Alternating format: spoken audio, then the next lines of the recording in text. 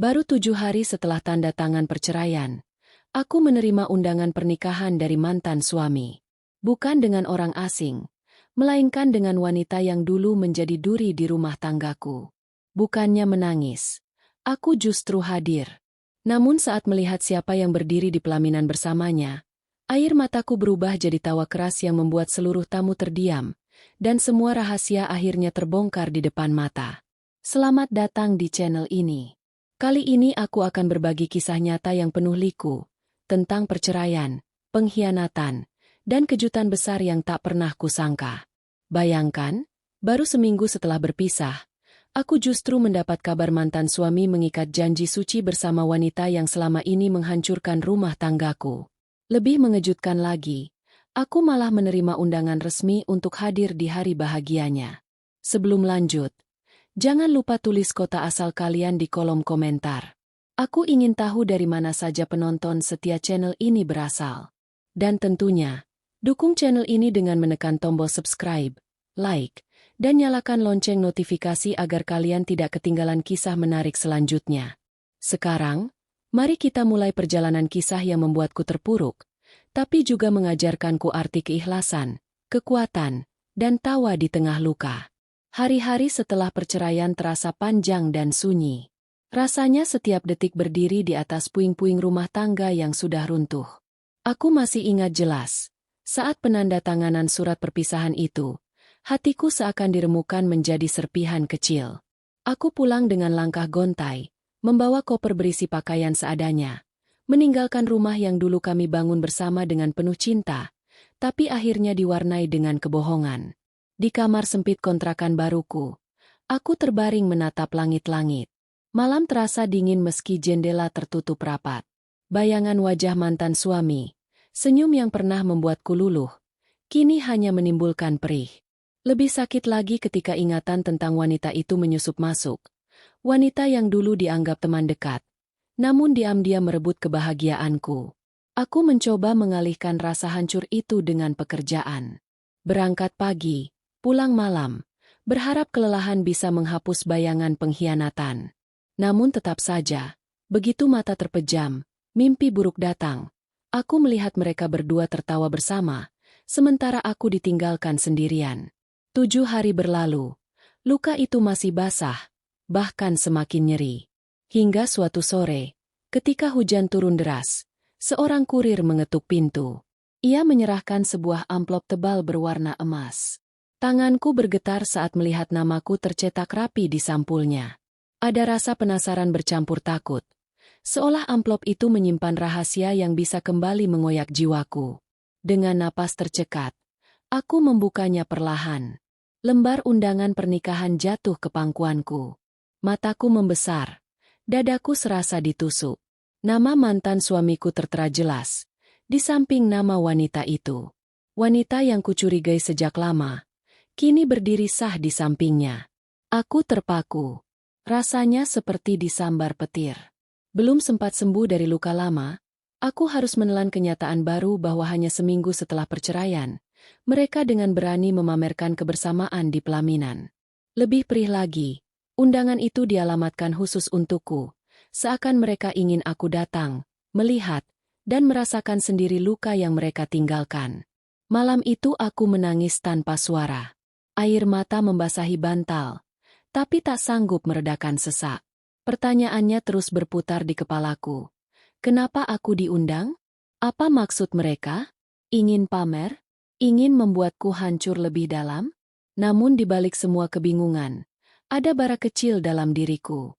Penasaran yang perlahan tumbuh. Jika aku hadir, apa yang akan terjadi? Apakah aku sanggup berdiri menyaksikan mereka berdua di pelaminan? Atau justru aku akan menemukan jawaban dari semua rasa sakit ini? Aku menutup mata, menarik napas panjang. Luka itu memang masih basah, tapi entah kenapa, hatiku perlahan berbisik. Mungkin inilah saatnya aku berhenti bersembunyi dan menghadapi semuanya. Selembar kertas tebal berlapis tinta emas itu kini tergeletak di atas meja kecil kontrakan. Meski lampu remang hanya memantulkan cahaya samar, huruf-huruf di undangan itu terlihat jelas, seperti menertawakan luka yang masih belum kering. Aku menatapnya lama, Seakan berharap kalimat yang tertera hanyalah salah baca. Namun kenyataan tak bisa dibantah. Nama mantan suamiku terpampang megah di samping sosok perempuan yang pernah meruntuhkan rumah tanggaku. Aku meremas undangan itu, lalu melemparkannya ke lantai. Rasanya jantungku berdegup tak beraturan, antara marah, getir, dan heran. Seminggu, hanya butuh 7 hari baginya untuk menggantikan statusku dengan wanita itu. Pertanyaan berkelebat di kepalaku.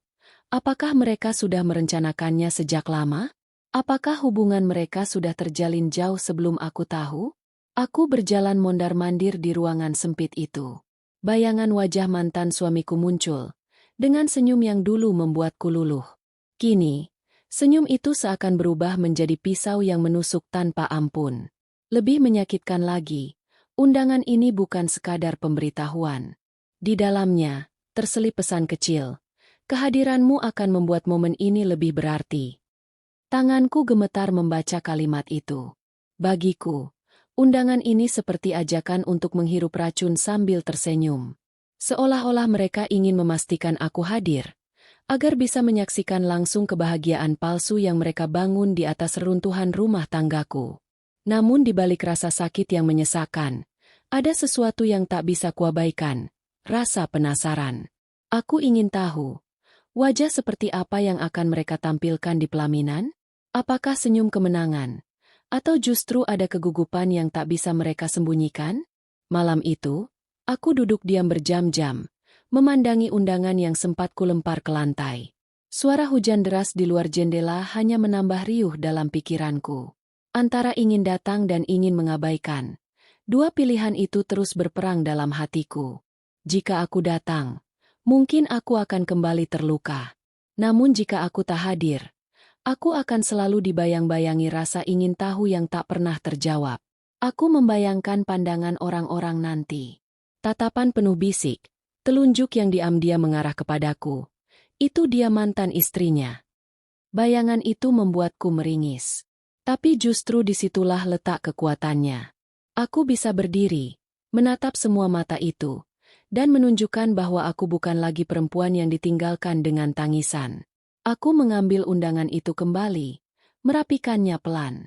Ada tekad yang tiba-tiba tumbuh, seperti bara kecil yang menyala di tengah abu.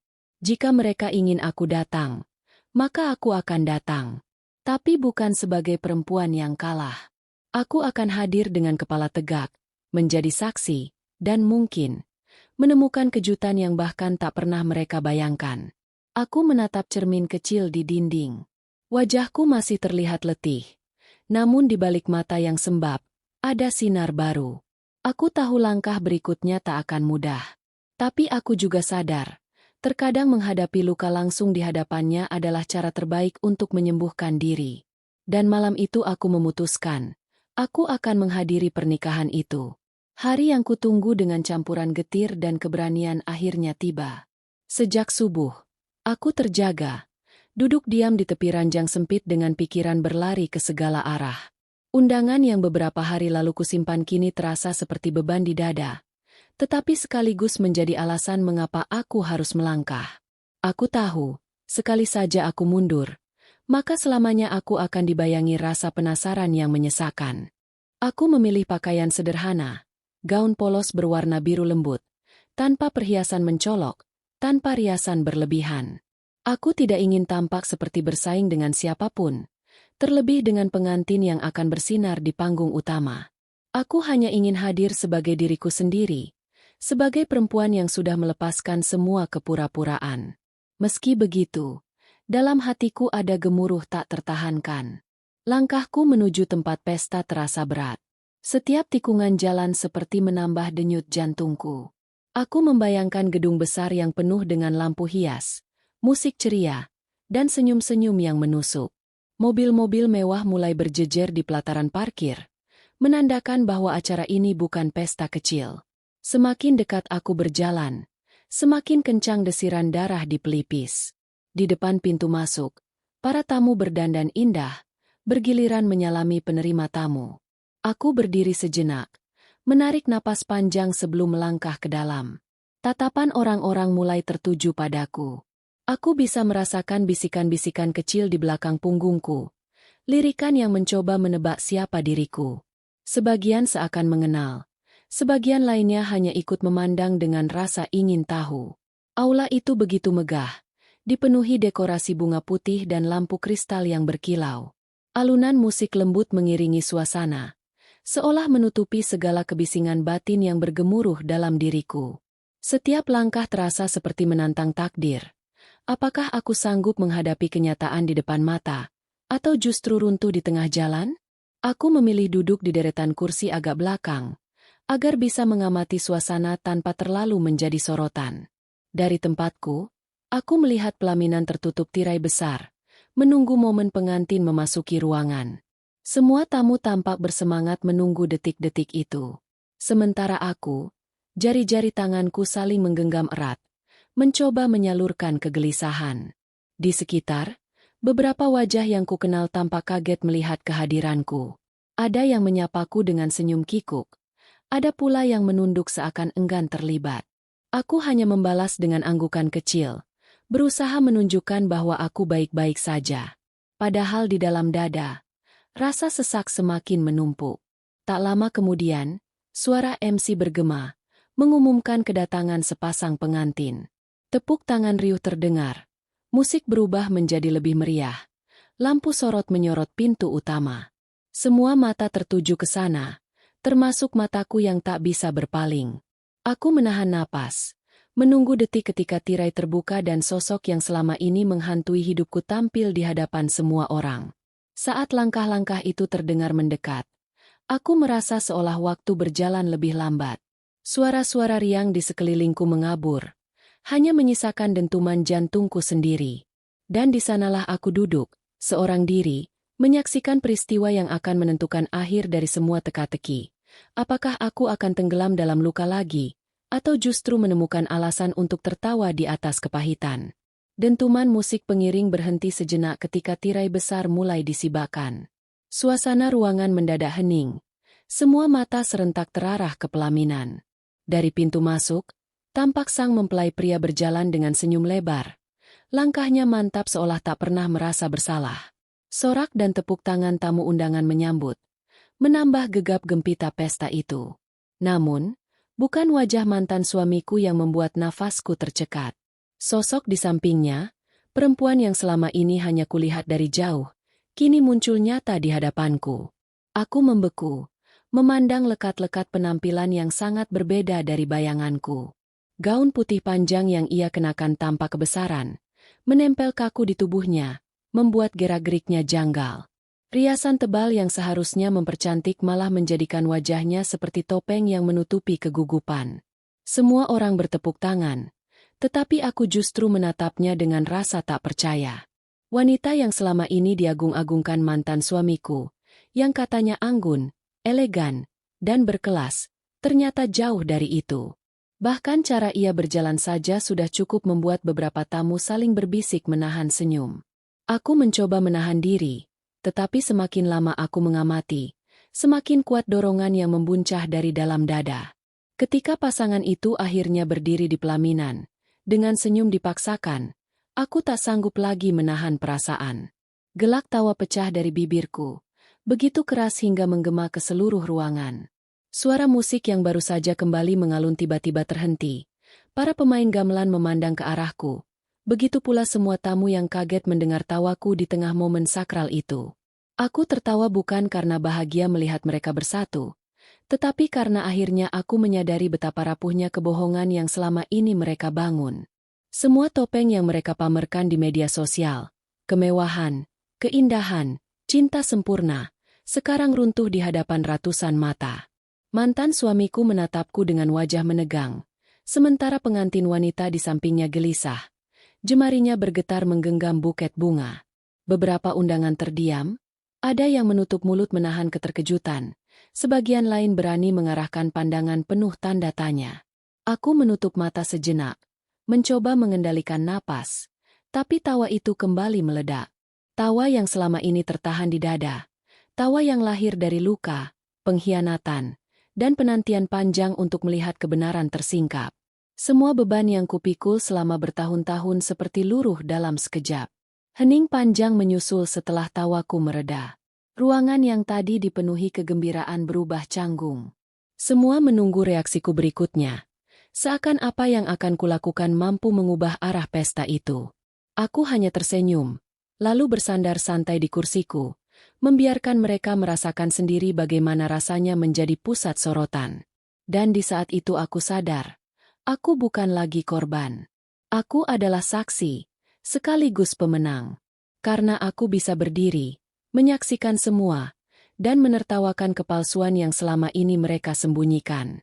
Sejenak setelah tawaku bergema, suasana gedung pernikahan itu seolah membeku.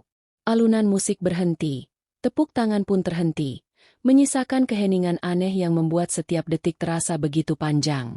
Semua mata menoleh ke arahku, seakan aku telah melakukan sesuatu yang tak termaafkan.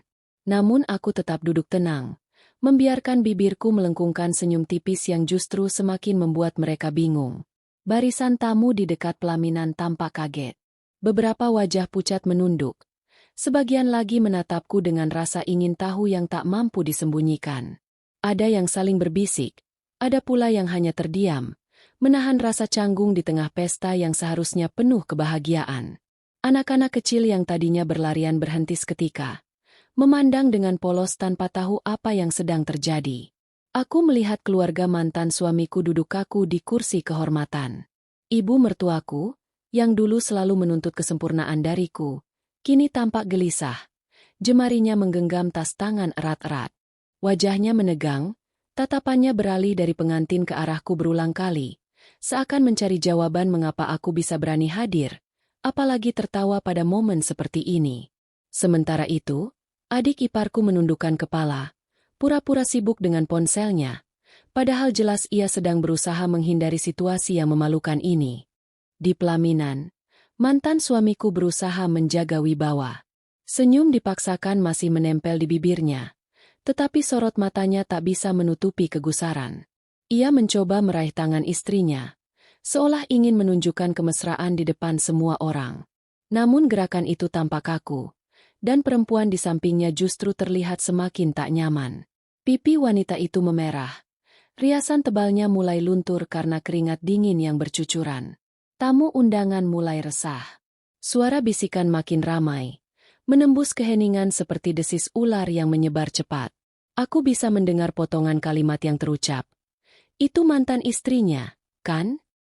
Berani sekali datang, apalagi tertawa begitu. Lihat ekspresi pengantinnya, sepertinya ada yang tidak beres. Aku tetap duduk tegak, memandang ke arah mereka tanpa rasa takut. Justru ada kepuasan tersendiri melihat bagaimana pesta megah yang mereka persiapkan berbulan-bulan berubah menjadi panggung penuh kegugupan. Semakin mereka mencoba menutupi, semakin jelas kepalsuan itu terlihat. Tiba-tiba, seorang kerabat dekat mempelai mendekatiku. Dengan suara rendah, ia mencoba menenangkanku, meminta agar aku tidak membuat keributan. Aku hanya tersenyum, lalu berkata singkat. Aku tidak membuat masalah, aku hanya tertawa pada kenyataan. Kalimat itu membuatnya terdiam, tak mampu membalas. Ia kembali ke tempat duduknya, meninggalkan tanda tanya besar di benak para tamu yang sempat mendengar. Waktu berjalan lambat sore itu. Setiap detik yang kulalui di ruangan tersebut menjadi bukti bahwa kebenaran tak bisa disembunyikan selamanya. Tatapan penuh syok dari ratusan pasang mata seakan mengukir kenangan baru dalam hidupku, bahwa sekalipun aku pernah disakiti, kini aku bisa berdiri tanpa gentar, bahkan di hadapan orang-orang yang dulu menilaiku lemah. Dan saat kulihat kembali wajah pengantin wanita itu, tubuhnya bergetar halus, bibirnya menekuk kaku, seakan ingin menangis namun tak bisa. Dalam hati, aku tahu inilah titik baliknya. Panggung yang harusnya jadi simbol kemenangan cinta, berubah menjadi arena penuh rasa malu. Aku duduk tenang, menikmati tiap reaksi yang muncul. Bagiku, inilah saat yang menunjukkan siapa sebenarnya yang kuat dan siapa yang rapuh. Detik demi detik berlalu, namun suasana pesta masih diliputi keganjilan. Senyum-senyum yang tadi memenuhi ruangan perlahan sirna, berganti ekspresi canggung. Para tamu tak lagi fokus pada kemeriahan dekorasi atau dentuman musik. melainkan pada wajah kedua pengantin yang semakin sulit menyembunyikan kegugupan. Aku sendiri duduk diam, membiarkan waktu berjalan, seolah semua ini adalah pertunjukan yang tak pernah kubeli tiketnya. Mantan suamiku mencoba mengendalikan keadaan. Ia menegakkan bahu, menampilkan senyum lebar, seakan ingin meyakinkan semua orang bahwa segalanya baik-baik saja. Tetapi sorot matanya yang gelisah membocorkan kebenaran. Ia tidak mampu menahan rasa malu di hadapan tamu undangan. Setiap kali pandangannya bertemu denganku, ia langsung berpaling, seakan keberadaanku adalah bayangan buruk yang tak bisa ia usir. Sementara itu, istrinya tampak semakin kikuk. Dari jauh, aku bisa melihat tangannya bergetar. Jemari menggenggam buket dengan begitu erat sampai kelopak bunga mulai rontok satu persatu. Riasan wajahnya yang berlapis mulai pudar, meninggalkan guratan letih yang tak bisa ditutupi. Tatapan matanya berusaha mencari perlindungan, namun justru makin menunjukkan betapa rapuh dirinya di tengah panggung megah itu. Keluarga besar yang duduk di kursi kehormatan pun tak luput dari kegelisahan. Ada yang sibuk merapikan selendang berulang-ulang, ada yang berpura-pura menatap layar ponsel, dan ada pula yang memaksa tersenyum walau wajahnya kaku. Semua menyadari pesta ini tak lagi menjadi perayaan, melainkan sandiwara yang hampir runtuh. Aku meneguk segelas air di meja, mencoba menenangkan diriku sendiri. Anehnya, alih-alih merasa terpojok, hatiku justru dipenuhi ketenangan yang tak pernah kurasakan sebelumnya. Selama bertahun-tahun aku selalu berada di posisi bertahan, menahan luka, menelan kata-kata, dan berusaha tetap berdiri meski disakiti. Namun hari itu, di tengah pesta yang seharusnya menjadi lambang kemenangan mereka, aku justru menemukan kemenangan untuk diriku sendiri. Beberapa orang mendekat, mencoba mengajakku berbincang. Mereka menanyakan kabarku, sebagian dengan nada tulus, sebagian lain hanya karena rasa ingin tahu. Aku menjawab secukupnya, tak lebih, tak kurang. Tidak ada lagi kebutuhan untuk menjelaskan atau membela diri. Semuanya sudah berbicara dengan sendirinya melalui adegan-adegan yang mereka saksikan langsung di depan mata. Tatapan-tatapan yang semula penuh iba kini bergeser menjadi hormat. Aku bisa merasakannya. Mereka melihatku bukan lagi sebagai perempuan yang ditinggalkan, melainkan sebagai sosok yang berani menghadapi kenyataan tanpa lari. Dan itulah yang membuatku tersenyum. Sebuah senyum tulus yang lahir dari rasa lega. Aku berdiri perlahan, mengangkat tas kecilku, lalu berjalan keluar dari aula. Suara musik yang kembali dimainkan terdengar sayup-sayup di belakangku. Namun bagiku tak lagi berarti apa-apa. Langkahku mantap, tanpa menoleh, meninggalkan pesta yang semula dirancang untuk memamerkan kebahagiaan, tetapi justru berubah menjadi cermin kepalsuan. Di luar, udara sore terasa segar. Angin lembut menyapu wajahku, membawa perasaan ringan yang sulit digambarkan. Untuk pertama kalinya setelah sekian lama, aku merasa bebas. Bukan lagi terikat oleh bayangan masa lalu, bukan pula terpenjara oleh rasa sakit. Aku tahu, jalan di depanku masih panjang, namun aku telah menemukan kembali diriku sendiri. Aku menatap langit yang perlahan berubah warna keemasan. Dalam hati, aku berbisik, "Terima kasih sudah menunjukkan wajah aslimu di hadapan semua orang. Kini aku bisa melangkah tanpa beban." Dan di sanalah kisahku berakhir, bukan dengan tangisan, melainkan dengan keyakinan bahwa aku akhirnya menang, bukan atas mereka, tapi atas diriku sendiri. Hidup seringkali menghadirkan jalan yang tak pernah kita bayangkan. Aku pernah merasa hancur ketika pernikahanku runtuh, ketika orang yang seharusnya melindungi justru menusuk dari belakang. Namun hari itu, aku belajar satu hal penting, tidak semua kehilangan adalah sebuah kekalahan. Kadang, kehilangan justru adalah cara semesta membuka pintu menuju kehidupan baru yang lebih tenang dan bermakna. Aku tidak lagi menyimpan dendam pada masa lalu. Sebab, menyimpan amarah hanya akan merantai langkah kita sendiri. Aku memilih tersenyum dan melangkah, karena kebahagiaan sejati tak pernah ditentukan oleh siapa yang ada di sisi kita, melainkan bagaimana kita menghargai diri sendiri.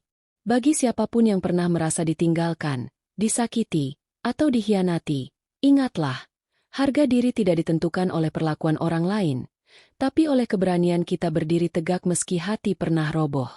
Jangan biarkan luka membuatmu berhenti. Jadikan itu sebagai bahan bakar untuk menemukan jati diri. Setiap air mata yang jatuh akan digantikan dengan senyum baru. Setiap pengkhianatan akan menumbuhkan kekuatan. Dan setiap akhir selalu membuka awal yang lebih indah. Jadi, percayalah bahwa kita selalu punya pilihan, tenggelam dalam sakit, atau bangkit membawa harapan. Sampai jumpa di video berikutnya.